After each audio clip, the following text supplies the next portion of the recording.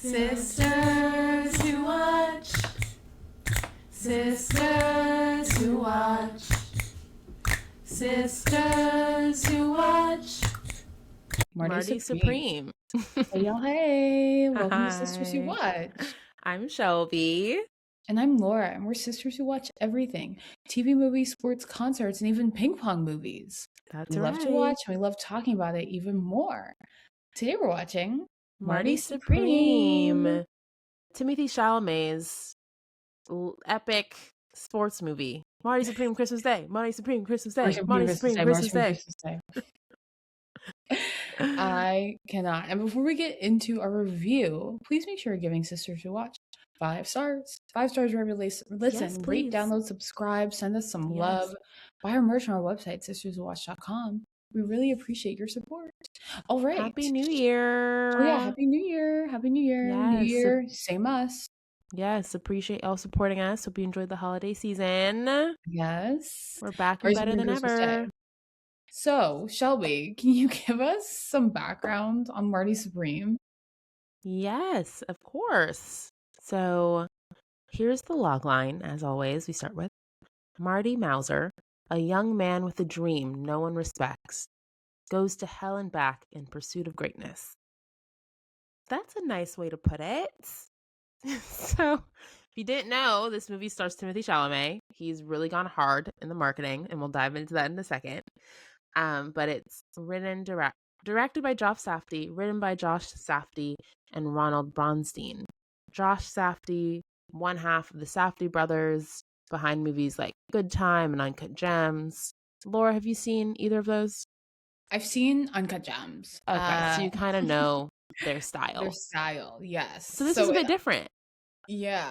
I mean, I think it's... During the movie, I was like, this is giving Uncut Gems. Like, at certain points, the chaos of it all. Yeah. What do you think of the Safdie style?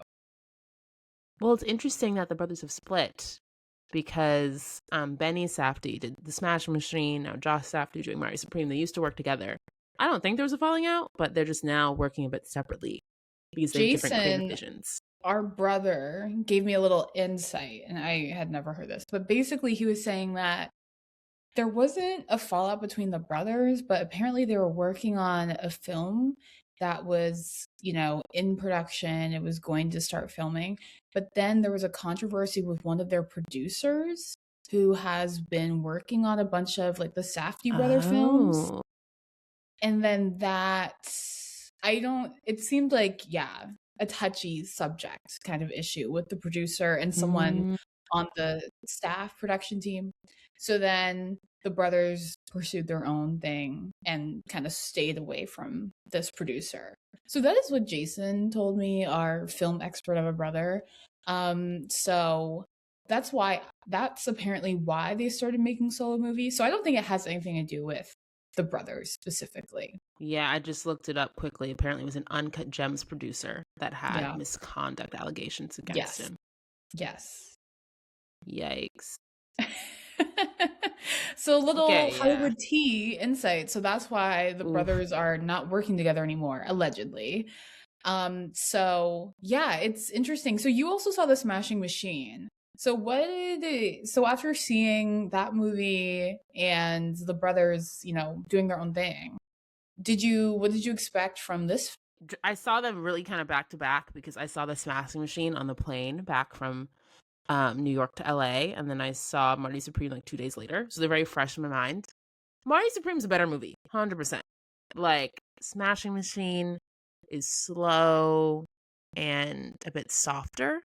And I agree with you. I think Marty Supreme has elements of Uncut Gems, so it made me think, is Josh the one that's a little crazier? And is Benny a bit more like soft and chill? Because the crazy was not in Smashing Machine. There was not much crazy. The like high intensity thrills, those were in Marty Supreme, which was more like Uncut Gems and Good Time. Yeah, I have not seen Good Time, but Jason, our brother, is such a Robert Pattinson fan. All he talks about is that movie. I saw it in Cannes. So. Yes, Shelby was at Cannes when that came out. And I saw Uncut Gems. I thought it was a good movie, a bizarre movie, but still good. But my expectations coming into Marty Supreme were high because, you know, America's sweetheart, Timothée Chalamet, is literally Sweetheart everywhere. is crazy. Everyone loves Timothée Chalamet. He's been promoting this movie so hard, and this movie is just everywhere. And it just feels very Oscar baity. I'm like, okay, biopic about like a period piece about a table tennis player. I'm just like, this screams just Oscars all over it.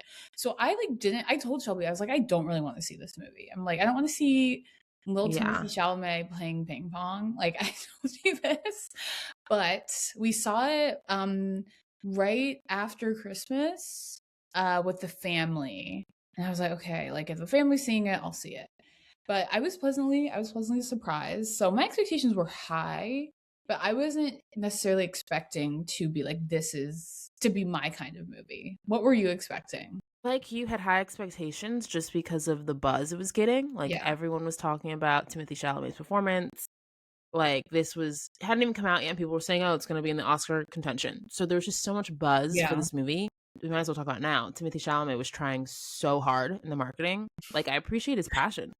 Between the 18-minute Zoom call and the blimp in LA and his various bizarre appearances, like on the Drewski Brooklyn show, where he's saying like Kirk Franklin. I was just like, what is going on? Yeah. This rap video, he did a version of a rap video. People confused him for a rapper, so then he does a rap video with him in London. It's like, Timmy's on it. He's everywhere. Marty Supreme jackets. This boy is doing the most. The most. So it was hard to avoid. So it was like, oh my gosh, I have to see this movie. Even though, like you, I mean, I'm more of a Chalamet fan than you are. Yeah. And I do like a sports movie. And all right, I've seen the Safdie brothers movies, so it's like, okay, you know, like, I'll see this. It wasn't my most anticipated movie of the year, but I was intrigued. But I felt like I had to see it. And I couldn't see it with you guys over the holidays because I got sick and I needed to stay home and rest. And I was annoyed because it felt like the last week everyone was talking about this movie. Every time I opened up like social media, a video about Marty Supreme would pop up. Like, oh my gosh, I can't watch because I haven't seen it yet. Oh! So I literally, New Year's Day, I was like, I have to see this movie. If I don't see it now, I'm going to like lose my mind because everyone's talking about it. So there's just so much buzz. Good for Marty Supreme. And I will say, the cast, you know, I am intrigued at how they found like an eclectic group to support Chalamet. And by eclectic, I mean Gwyneth Paltrow, who hasn't acted in like 6-7 years. Yeah. Making her triumphant return in a role where she like is the older woman to like Timothée Chalamet. I was like, this is crazy. Like, I did not know that's where it was going. But I think she's a great actress. Like, I'm a fan for a while, so I know she's been focusing on Goop, but it was good to see her acting. And I remember you guys were like, oh, the Shark Tank guy is in this movie. And I was like, who? I literally just looked it up. He was Mr. Rockwell? Yes, he was, Gwyneth's husband. That's crazy. Did you not recognize him? You just thought he was some guy? No, I just thought he was some guy. He was really good. Has he acted before? No, not to my knowledge. But literally, as I was watching this movie, I was like, that's the guy from Shark Tank. I recognized him, but I was like, what actor is that? I like couldn't place it. Yeah, Kevin That was the Shark Tank guy. Yeah, I was on IMDb and I was looking at the cast and I'm like, why am I not seeing the Mr. Rockwell guy? And like, he didn't show up under top cast, probably because he's not really an actor. And I was like, okay, and let me Google. One of the main characters. Yeah, I'm like, who played Mr. Rockwell, Marty Supreme? And it's Kevin O'Leary. Yes. That's crazy. I recognized him immediately. I was like, that's the guy from Shark Tank. And then in the car ride home, I was like, guys, the guy from Shark Tank was in this movie. And they were like, oh my gosh. They're like, that's where he's from. Yeah. So I noted it because I used to watch Shark Tank a bit back in the day. And he's one of the OGs. He's like one of the original, or like, I don't really watch Shark Tank. So that's why it didn't come to me right away. So I recognized him pretty quickly. But yeah, for someone, Jason mentioned this too. He was like, right, in Uncut Gems, they had like Kevin Garnett and other, you know, non-actors. And apparently the Safdies love to incorporate real everyday people and non-actors in their films. And that was very apparent, right, in this movie. You know, Kevin O'Leary, a main character who has never really acted before. Yeah. A very important character. And then Tyler, the creator, who has dabbled in Wally. acting in the past, Mm-hmm. but is known as this rapper, very popular rapper, to Yeah. also be a very central character in this film. So super interesting. It's impressive because I think that shows like how good of a director you are. The fact Yeah. that you can get great performances from people that don't typically act. Or Exactly. people that haven't acted in a while, like a Gwyneth Paltrow or Fran Drescher Laura, the nanny. The Nanny. Yeah, she's so, I started watching that show, I think during the pandemic. A friend of mine, as she was braiding my hair, LOL, she had The Nanny on, and I was like, this show is amazing. And then I watched the whole So thing from the funny. beginning in like a few months. That show is so good. So I am a new Fran Drescher fan. So funny. And I know, where has she been? She's amazing. I need to see her in more stuff. I know. So I agree. So It was good. a really great eclectic cast that was exciting and fresh. Yeah. So okay, we gotta talk about this movie, right? There's so much background and hype around it. And wait, we didn't even talk about the Zoom Yes. call. Okay, what did you think of the Marty Supreme Zoom call? It was so funny. Like a month ago. This was it was right after Thanksgiving. My friends were like, have you seen the Zoom call? The Marty Supreme Zoom call? What are you talking about? So right, like weeks before the movie came out, my friends were like, you have to watch the Zoom call. And then I just kept on hearing about this. And then I watched it by myself. No, we watched it together. I was like, Shelby, we gotta watch the Marty Supreme Zoom call. Because it doesn't give Yes, anything Laura, away don't the forget about movie. me. I was there. Yeah, so we watched it together, and there aren't any So spoilers funny. for the movie, but it's like half a joke, half real. What percentage would you say Chalamet is being like for real in the Zoom call? A lot of people think it's just fully 10%. 10% I think 10%. real. Yeah. I had heard about the Zoom call for a while. Everyone was talking about it, particularly in the industry and online. I tried to watch it on like Instagram, but I was like, dang, this is 18 minutes. I'm not watching it. So I didn't. And then you were like, we got to watch it. And it was good to watch it on like a TV on YouTube. Like that was a better experience than me trying to watch it on my phone. Yes. Because I knew going in that it was like a joke, I was like, yeah, this is a joke. But while I was watching it, I was like, his passion is not like, yes, he's kind of acting for the cameras, but his passion is like so real. Yes. And I don't know if they had decided on some of the ideas before. Mm-hmm. And that's why he brought up the blimp. But I'm like, they did do a blimp. Like some of the stuff that he said, they did end up doing, which is why I'm like, I think 10% true, but mostly because his passion. Like this guy cares so much. And that was going to come across whether or not that was a joke.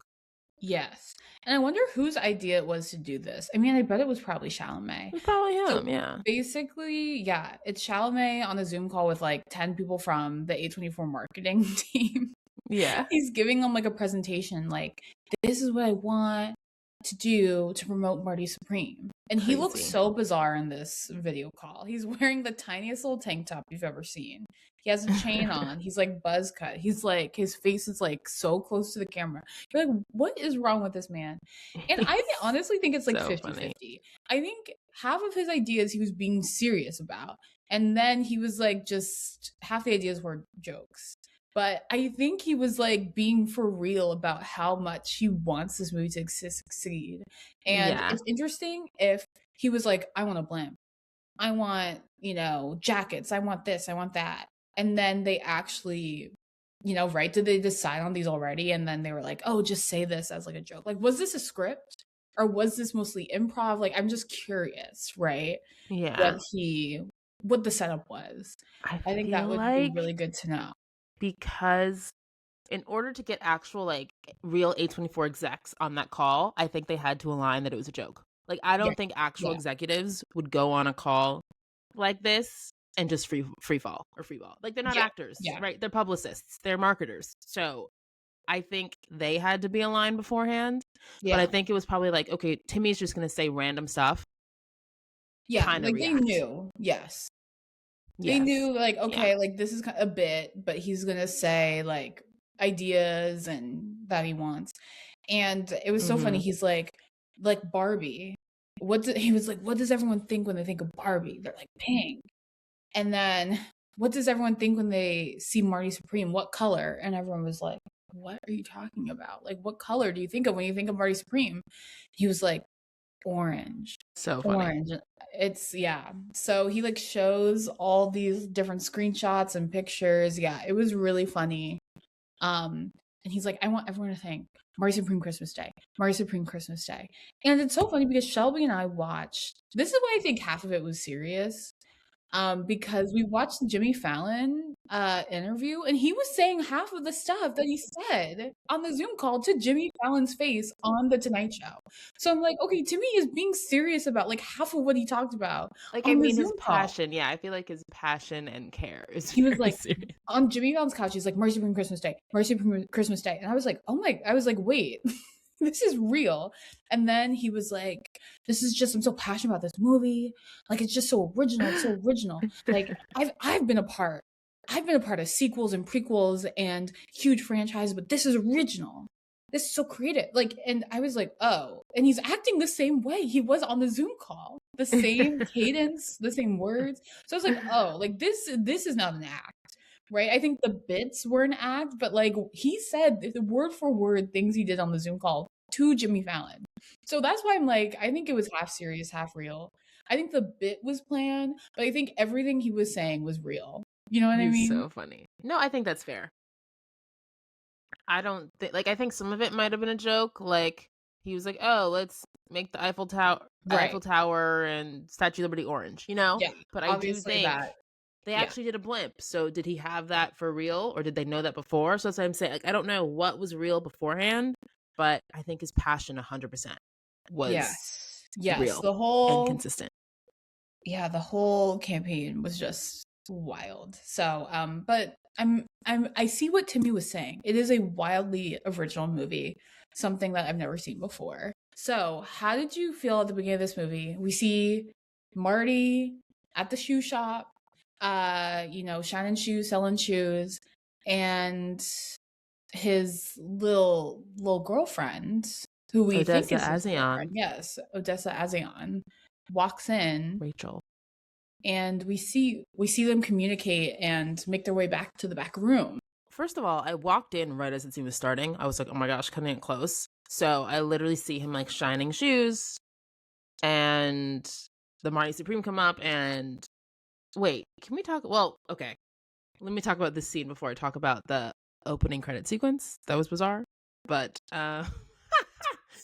the opening scene, I was like, okay, you're setting the stage. Like, he's working at a shoe shop. He doesn't want to. He's, there because of family. He maybe has a girlfriend, but like is sneaking her in the back. So I'm like, what's going on? Yeah. Like, right off the bat, I was like, it's giving a little sneaky.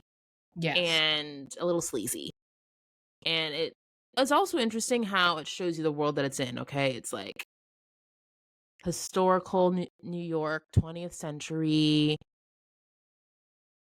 It's very kind of Jewish. And it was just like, did a good job immediately taking us into the world. I was like, okay, I know where I am. We're here. Yes. We're here. So I thought that was smart. I think it's interesting how the movie starts and ends with him and Rachel. I think it probably wanted this to be a love story. It wasn't, in my opinion. It was like a horror story about love. But kind of like Materialists. Or Die My Love. Oh my gosh, that was a horror story about relationships. Oof. All that to say, I thought it was a good opening scene, but I thought it was bizarre that they start having sex in the back and then it goes to the opening credit sequence of like semen and little like just the swimming. sperm. The sperm. I was like, what? I know that. Okay, I was like, what is this movie going to be about? That reminded me of Uncut Gems. Like they did. I saw that movie when it first came out. Yeah, like someone's like inside or like the organs or something, graphics or the like heart. That in that yeah. But I think even though that was bizarre, it conveyed like, okay, he got her pregnant, right, in like a unique way that we were not expecting. Yeah. Oh, did you not? Like I now reflecting, oh, that's what that was. But in the moment, I didn't think, oh, she was pregnant. Yeah, immediately, right? Immediately after you saw that, you were like, "Oh, she's having a baby." As I saw the sperm moving, I was like, "Oh, he just impregnated her." I was like, "That's Timmy's. That's his little sperm." Yeah. And then he was like, "That's not my baby." I was like, "Girl, like we saw the sperm. It is your baby." What did you think of their relationship? I mean, we find out she's a married woman and they've been sneaking around and Well, I they've been said lying it's a to horror literally story. everyone. I know. What do you I think th- of them? Well, it seems like, right, they were friends and neighbors from a young age. And it felt like a situation where she always had pined after him. And he kind of took advantage. Like, he was never going to give her what she wanted.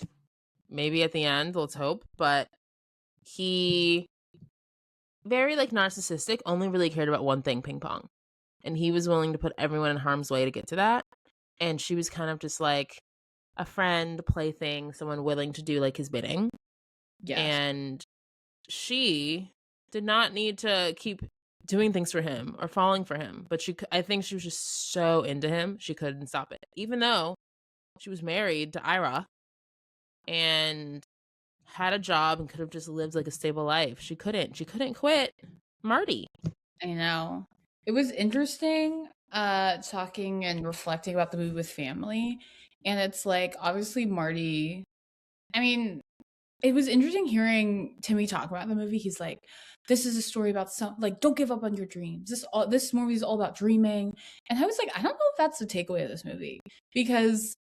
But hearing him talk about it, I was like, what? Because Marty, if anything, I'm like, dream less. Marty dreamed too hard.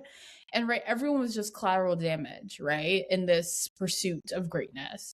And sometimes it's like, okay, maybe we need to take a step back and not. Yeah, the takeaway shouldn't be dream, Marty Supreme. Dream hard. No, you don't want to be Marty. That should not be the takeaway. You should Don't not be do a what dreamer Marty like did. him. Yes, he dream lied and cheated moderation. and threw people under the bus, got people killed just for his dream. That's not what the takeaway should be. Right. And it's interesting talking with family about this. Obviously, Marty was lying about literally everything the whole movie.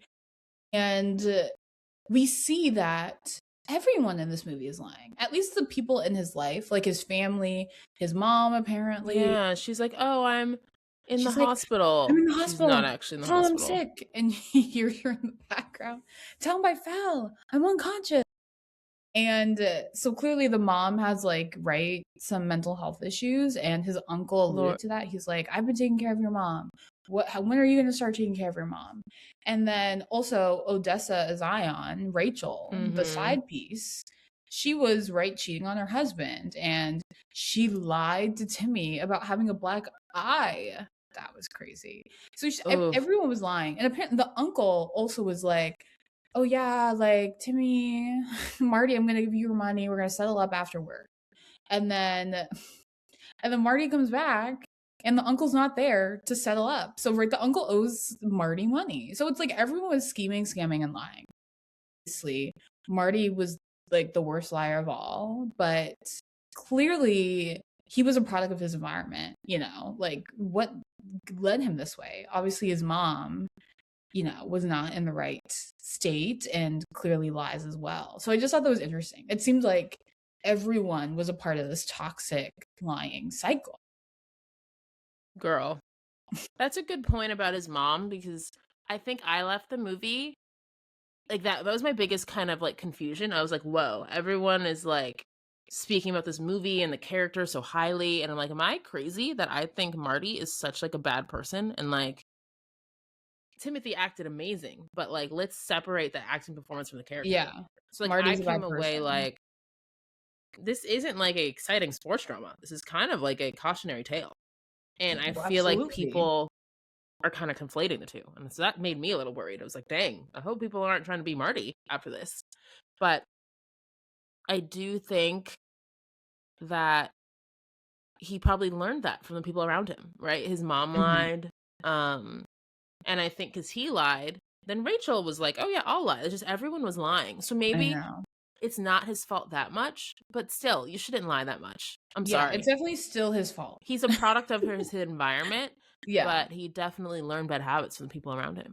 Yes, he definitely is a product of his environment, but he still lies and is a bad person. So Timmy... Oh my gosh, this scene was crazy. So he pulls out a gun on the guy on in the his shoe cousin. store. On his cousin. It's like, give me my $700. Yeah, he's not just any guy. That's his cousin and his coworker. He's like, give me $700. And then the cousin gives him the $700. And Marty's like, tell him I pulled a gun on you. And I robbed the store. Tell him that. And it's like, he said the craziest things.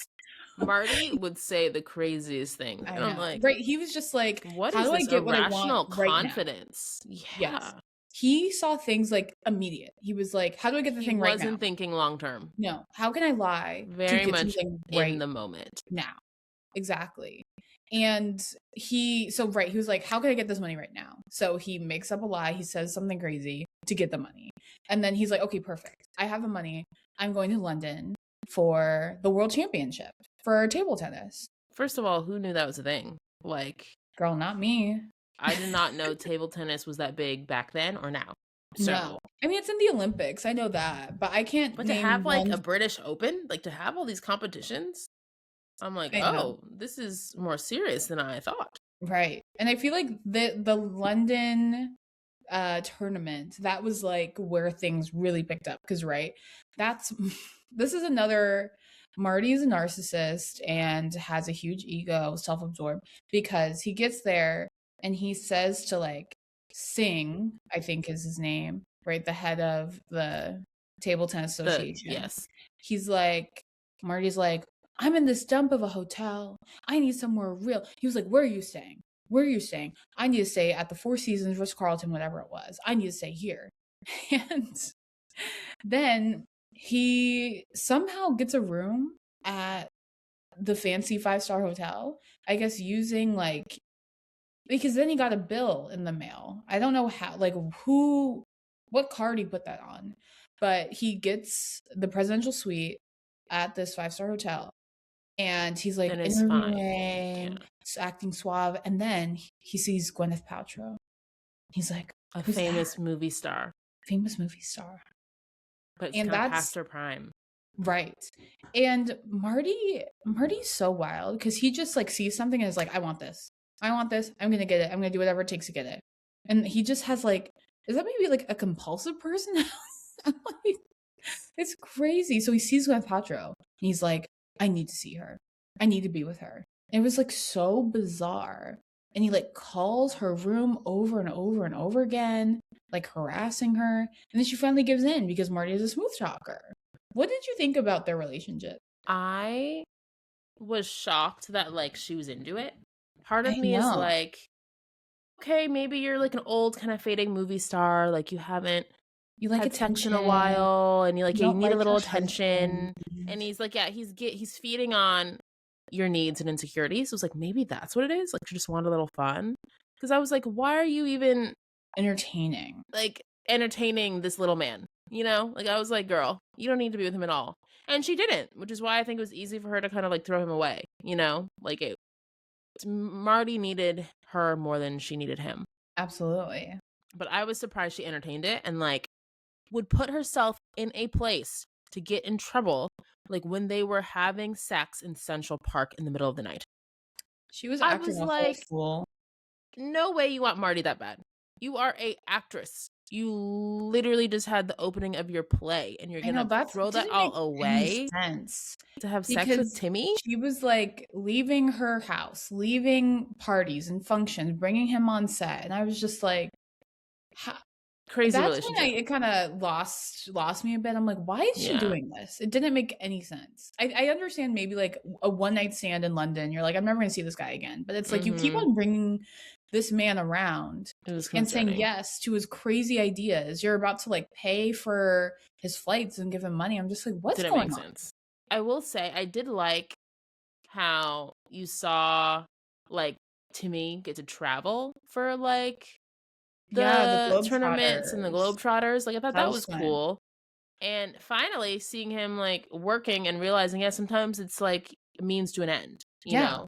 It felt like he thought he would just get things like super fast. And it's like, it's not how it works. Exactly. You got to put time and effort in. At the British Open, he like beats one of his friends in, I think, the semifinals. And then he gets to the finals and plays Endo from Japan. Everyone's like, what?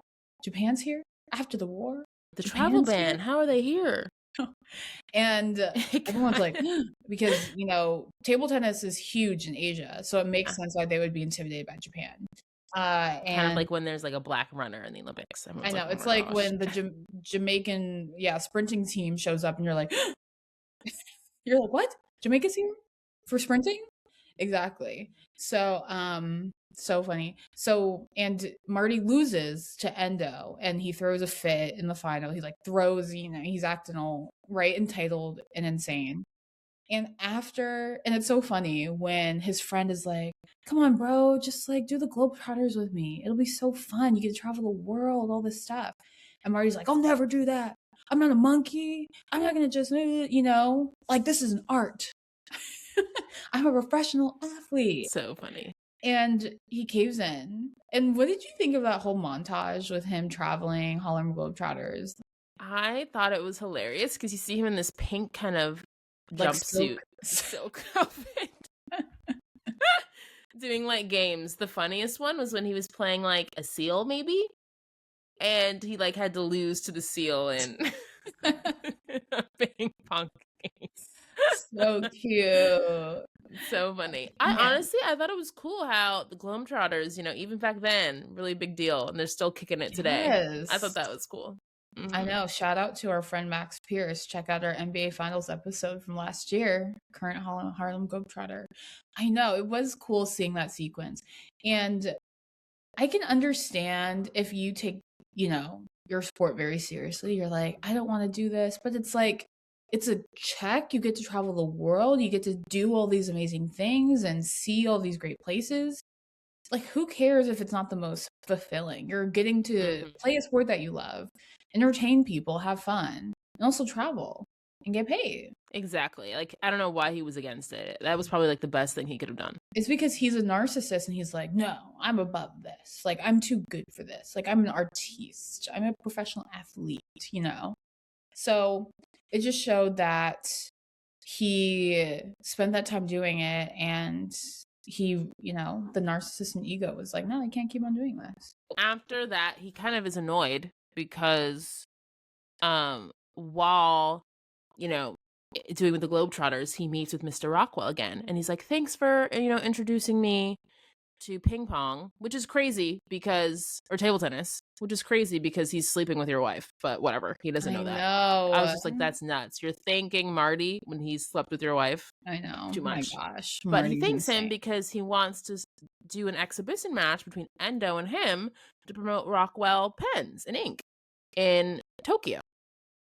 But Marty, being so cocky, is like, no, I don't want that. Even though it'd be a free flight to Japan and a payment, you would just have to like lose the exhibition match. He was like, no, I'm not going to do that. So he leaves, goes back to New York, kind of upset, and is like, dang, like now how am I going to get to Japan? Right, because this man can't keep money for 5 minutes. He doesn't have a full-time job. No. Living at home.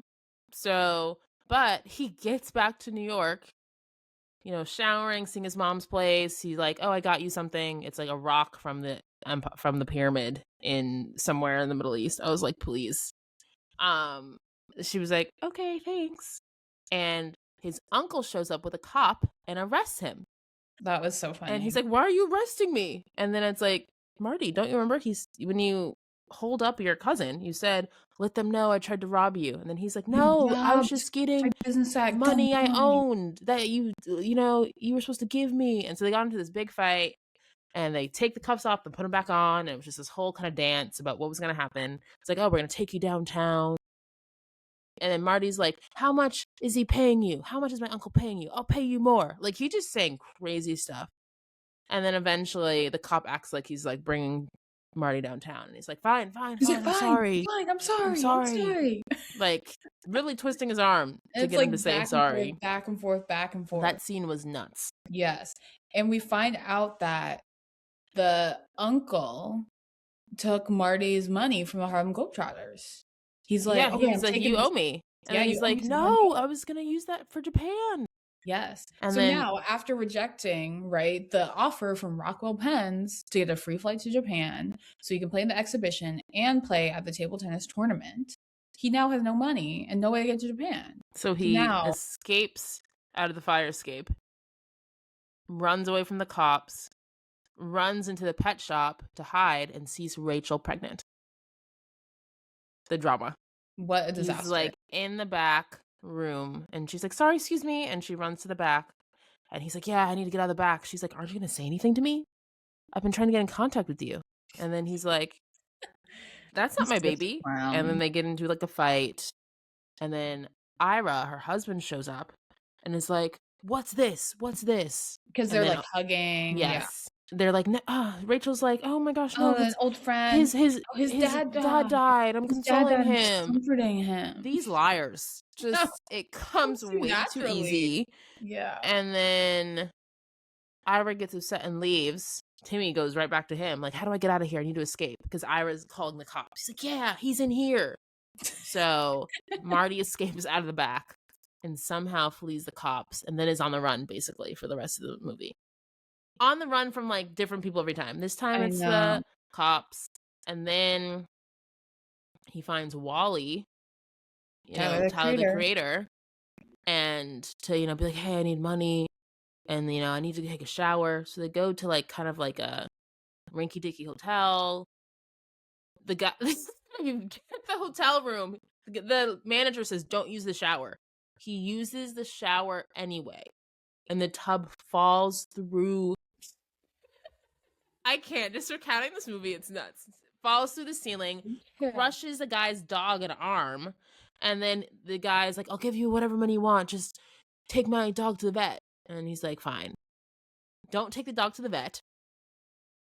This was too much. So I was like, oh my gosh, this is Uncut Gems. Like, because him and Tyler the Creator are just having like a normal conversation, and then Timmy just falls through the ceiling. I was like, not so. Everyone in the theater was like, what just happened? Like the gasp. And then he's like screaming. You see the crushed arm of the old man with the smelly dog whimpering. I was like, what the hell is going on? And Timmy's like, what's happening? I just feel that was so crazy. And then he has the nerve to ask the hotel manager, I want my money back. You're $250 more money. And know what? No, I want for damages. So I need $750. I'm like, too much. You're hassling too much. But they take the dog, they take the money, they're in Wally's cab, they drive to New Jersey, and they basically hustle table tennis to win money. To make money. Because they pretend like they're this before. Yeah, they act like they're, we're not good, and they hustle people out of money. And the con works until they're at a gas station filling up the Wally's taxi, and all the white guys from the alley show up. Yeah. And they have to rush into the car. They jump them. They're trying to take the money. They break the glass. They start driving away. The dog falls out of the car because they're driving crazy. And then Timmy's like, we should get the dog. And Wally's like, no, we gotta go. We gotta go. So the poor dog is stranded. They barely escape. The taxi's messed up. And then Wally's like, I'm done, man. And he just drops Timmy off. And like, we don't see him for a while. I think Wally's done. Wally's like, I got a family. This is my livelihood. And he kept on saying, also, we gotta talk about how wild Wally looked at the bowling alley. His hair, he had the little bloody napkins in his nose to make it seem like he just was in a fight. Yeah, that was so funny. And Wally was like, we can't hustle, man. We can't hustle. Like, it's too dangerous. People know who you are. Like, we can't do this. Like, and he kept on saying, I have kids. I have a family. Like, it just shows that Marty is just such a bad influence on everyone. He brings everyone down. Yes, he's literally bringing everyone down. Classic, right? They find out that he's Marty Supreme. And they're like, we know who you are. And then they hunt him down. And it's also unclear, but like, Marty hoses down the mob in gasoline. And then as they're driving off, they knock into a telephone pole. So they ruin Wally's taxi car. And Wally's like, man, I'm going to lose my job because I ruined the car. And also, the telephone pole falls down, bursts into flames. I think the mob were on fire and potentially died. That was unclear.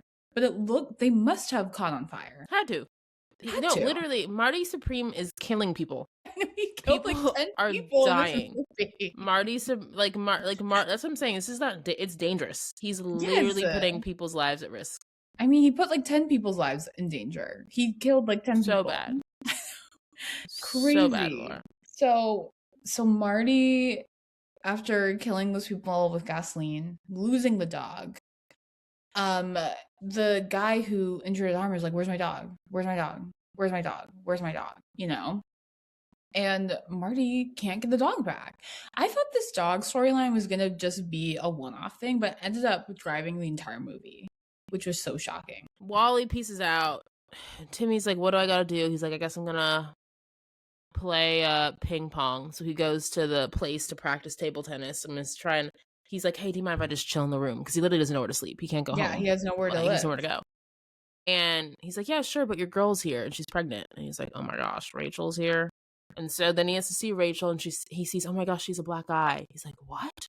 So he like loses his mind. He's like, "I ever did this to you?"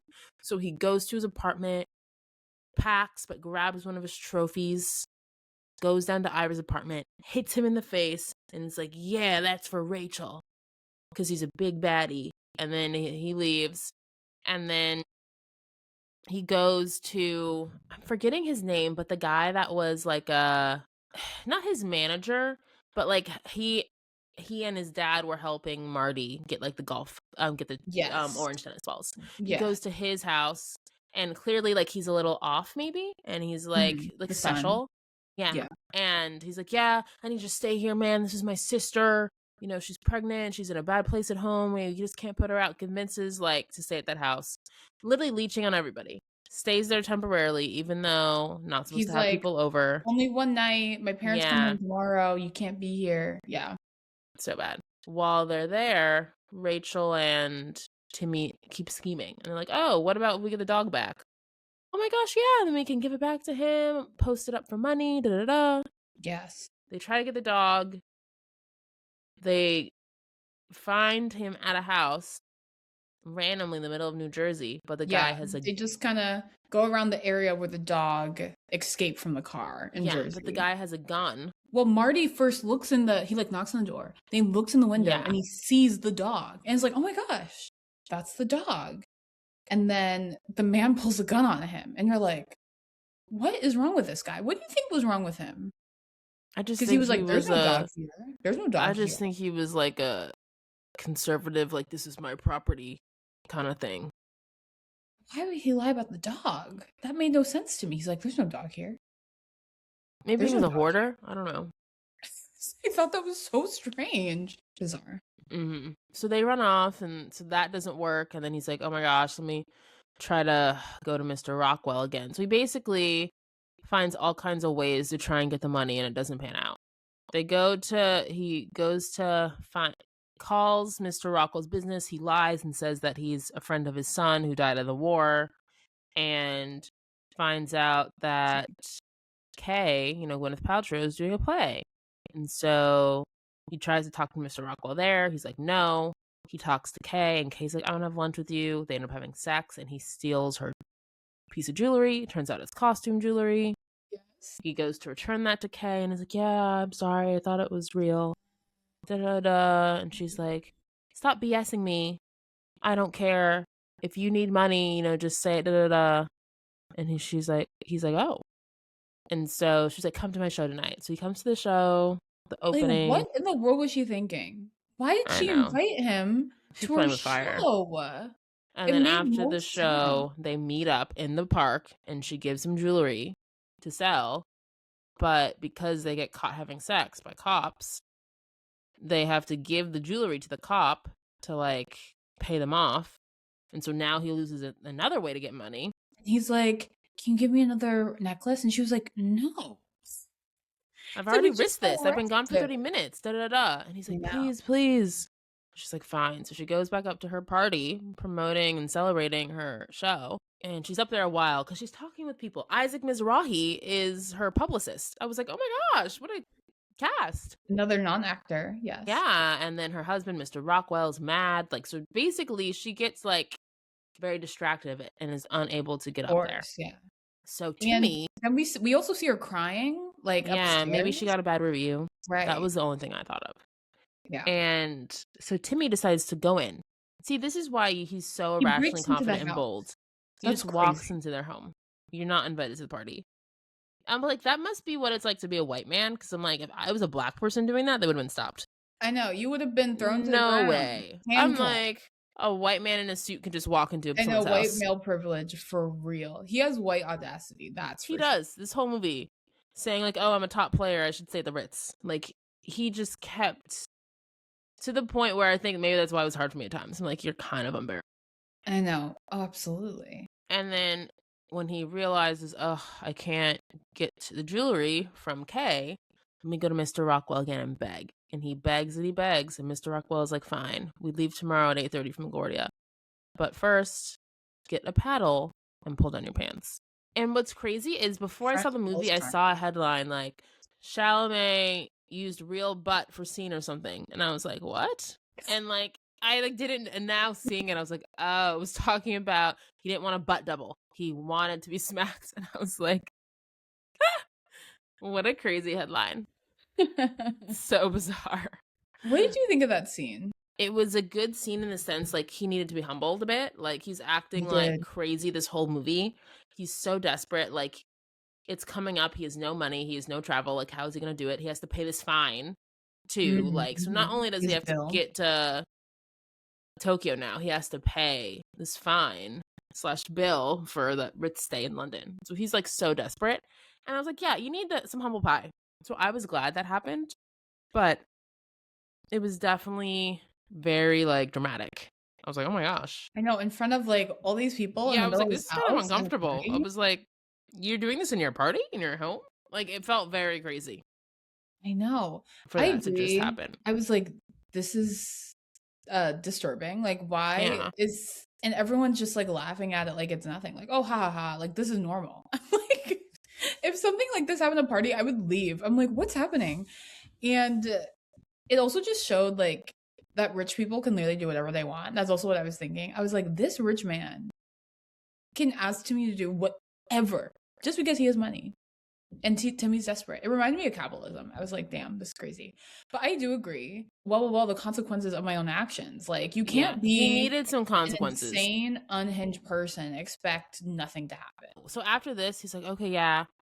He goes to play table tennis again and sees Wally about to say hi. And then the guy whose dog he took shows up and is like, where's my dog? He's like, Your yeah, girlfriend. your girl is outside. She said, my Yeah. dog's in Jersey. He's like, what?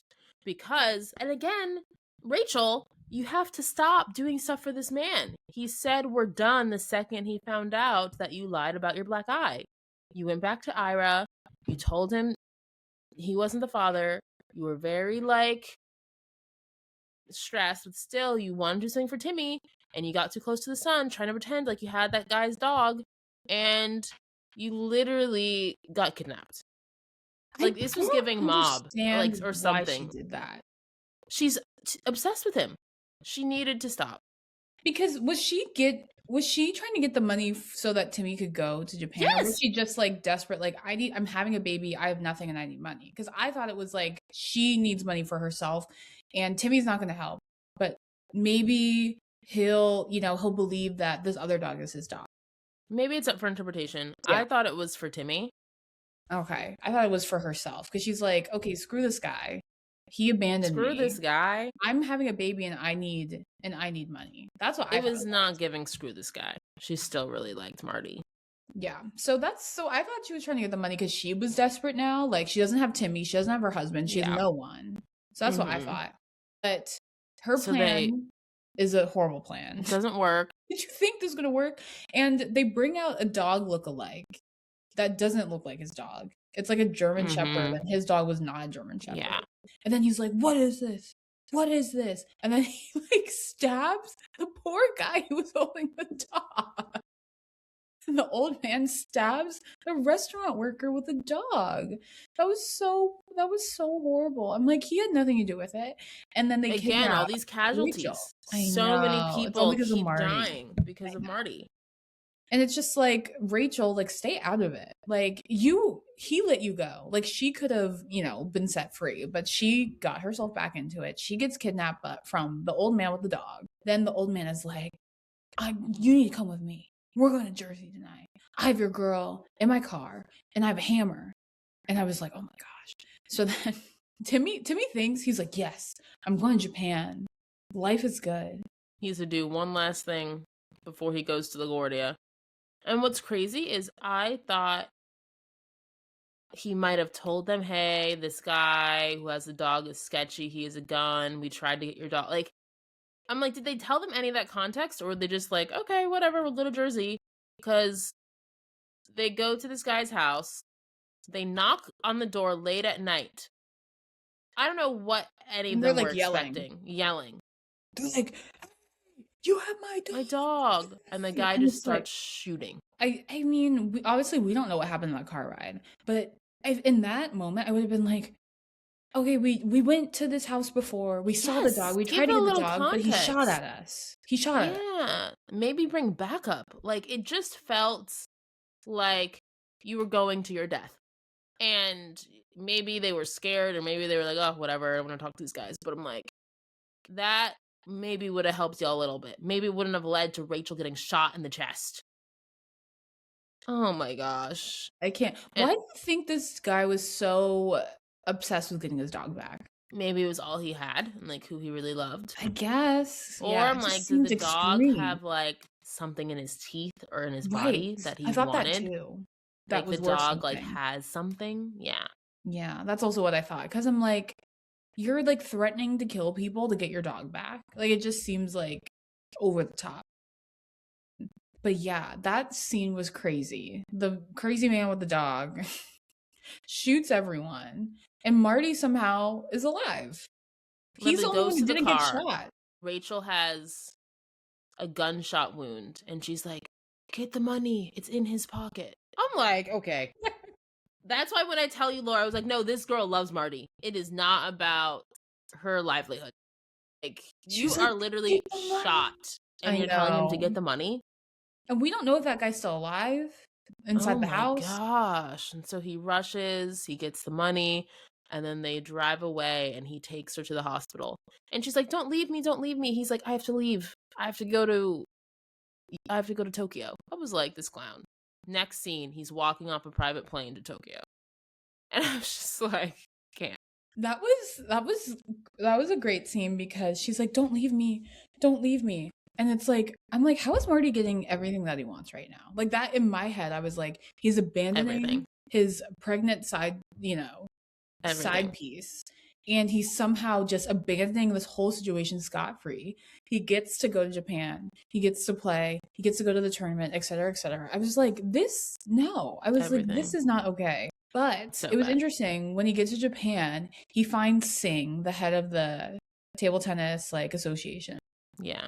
And he's like, hey, it's been so long since I've seen you. I'm so sorry for how I acted in London. But I'm so excited to be here. I'm so ready to play. Like, how do I sign up? Like, I'm going to pay off my fine. And the director was like, what are you talking about? The bracket's already been set. The bracket's been set for weeks. You can't just join the tournament. Again, egomaniac behavior. Like, who do you think you are that you can just decide to be part of the tournament like a week before it starts? Marty is just living in his own universe. But he's like, I'm here.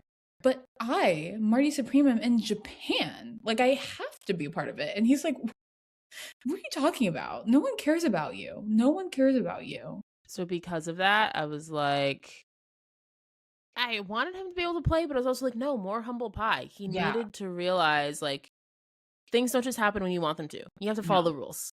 Yes. And so he realized, dang, my only shot here is this exhibition match with Endo. That means nothing. That's only like one set. Nothing. Right. And he initially does what he has to do. He loses it, but then it means he has to kiss a pig, and he doesn't want to kiss a pig.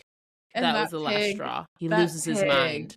Looked narcissistic. He was like, no, I need another match. I need a real one. That was fake. And he's like begging the audience. That was so annoying. The audience is like, yeah, another one.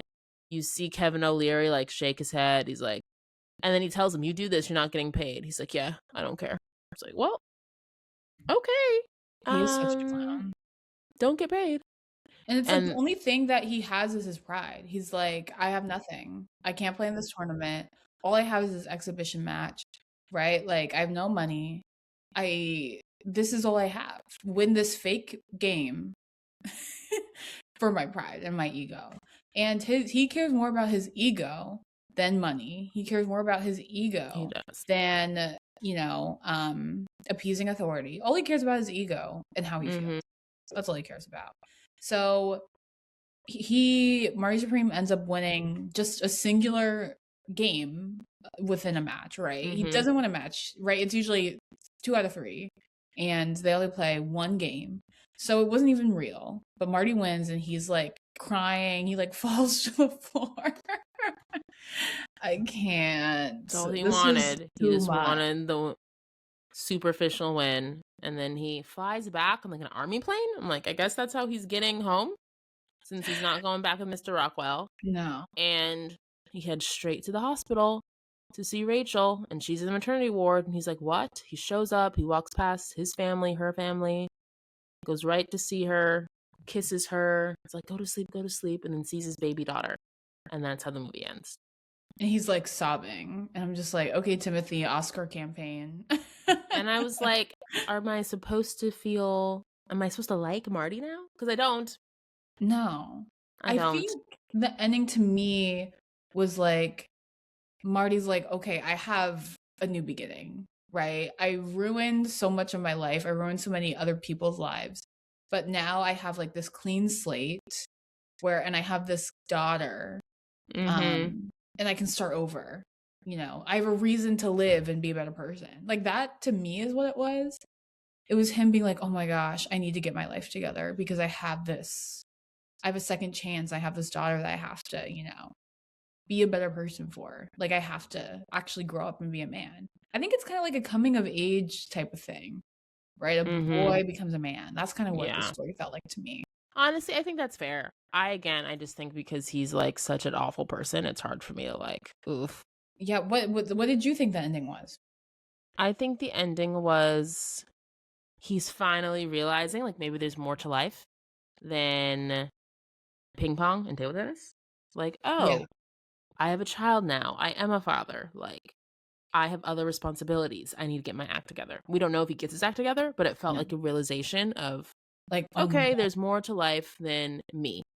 Yes, I agree. I think we're in line with, what the ending means. Like, oh my gosh, I have to live for someone else besides me. It's just like a catharsis. Like he hit rock bottom. Like, he literally hit rock bottom. And now he's like, he really did. Gosh, this is real life now, So, Shelby, what did you think of this movie? Is Marty Supreme a wait or watch? I think it's a watch. I do think it's a good movie. I think it's entertaining. I think it's surprisingly thrilling for like a historical sports drama. I think because it does, to your point, kind of give like Uncut Gems good time vibes, particularly at the end. It comes more of like a on the run movie. It's like he's trying to escape and get money. I also think the performances are really good. From Timmy, of course, he's in every single scene, but also from the supporting cast. I thought everyone was great. The non-actors, the actors. Like, I thought it was a good movie. So I do think people should watch it, particularly because Marty Supreme Christmas Day and the blimp and this jacket. It's like the marketing campaign. If anything, that's why you should see the movie, to like see if it lives up to the hype. Yeah, I agree. It's definitely a watch. I told Shelby after I saw it, I think it's the best Timothée Chalamet movie I've seen. I just thought it was really entertaining. I thought it was wildly original, super creative. And I'm not the biggest Chalamet fan, but I do think he had a really great performance. And I just didn't know how to, I had no idea where the movie was going. I was on the edge of my seat. So yeah, I definitely liked it. I would say for Oscar contention, I'm curious what you think. But one battle after another is still, is my front runner. 100%. Do you think Marty Supreme can win any Oscar categories? Yeah, I think everyone's talking about Timmy, so I think it's a tough category or just a tough year in general. I think there are a lot of good movies, but he was really good. He was in every scene. It's like a tour de force, and he's really trying and passionate. So I think they'd be remiss not to like really give it a shot. So I could see Timmy winning this year, finally. Yeah. That's probably, I think, the only Oscar it would win, if I'm being honest. Like, I don't think there will be any supporting performances. Yeah. I don't think it would win Best Picture. I think screenplay and director are going to be won by other people too. So I think if you were going to award Marty Supreme, you would give it to Timmy. Yeah, I think that's fair. Like I thought the directing was good. And I don't know, I don't think the dialogue was like particularly remarkable, but I think for me, like the directing and Timmy's performance stood out. So I agree with you. All right, on to our What to Watch segment. Shelby, what else are we excited about related to Marty Supreme? I mean, of course, the Oscars and awards season, Golden Globes. Yes, gotta see how this movie does. I have a feeling it'll do pretty good, particularly with Timmy, given, you know, he's so passionate.